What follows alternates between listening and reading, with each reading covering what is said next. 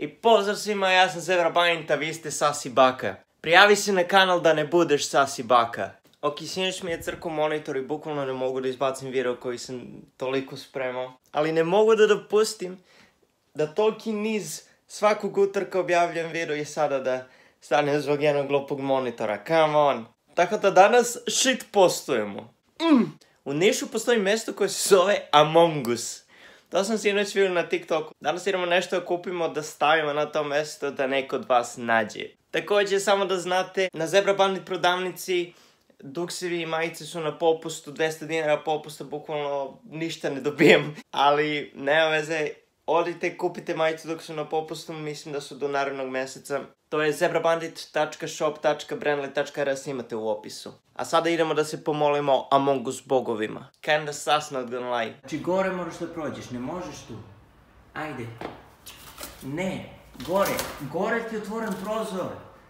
Dođi. Gore. A ne tu gore. Mesto je udaljeno sat vremena peške, tako da... bajs. Svež napumpane gume, gang. Nemam pojma, gang, sajno ne bi trebalo to da radim. Ima ih razni, ali ovo mi je najviše sas. Em idem uzbrdo, em je na svaki treći korak pešački. Gledajte. Ne su mogli da ga stave negdje bliže meni. Kao što možda možete vidjeti, ne vidi se znak, ali piše bubanj. Ja čekam da se spuštam pošto je sve na dole, ali ovo nije bilo dobro. Blizu smo, tako da hajde da požurimo. Idemo u Međurovo, ba to. Ovo već može, ovo mi se sviđa. Čekaj, gdje treba da skrenem, stani.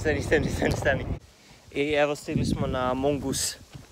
Bukvalno ulica sa kućama, nema ništa posebno. Samo je neki genije je uzeo, postavio da tu ima kao neka šuma, park nešto, koji se zove Among Us. Tako da hajde sad da vidimo, mislim da ću u ovom drvetu da postavim našeg Sasi Baku. Nažvrljio sam ga sve, imate potpise i ostalo. Kako je ovdje taj putić? Evo, stavit ću ga ovdje iza drveta. Tu pored saksije. Koga nađe, njegovo je.